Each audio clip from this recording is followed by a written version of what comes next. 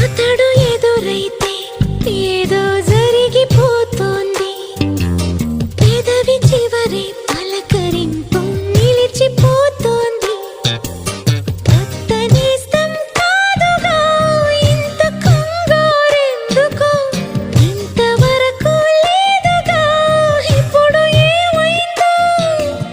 కనివిని ఎరుగని చిలిపి అలజడి నిలుపలేక తెలుసునా తెలుసునా మనసుకి తొలి కదలిక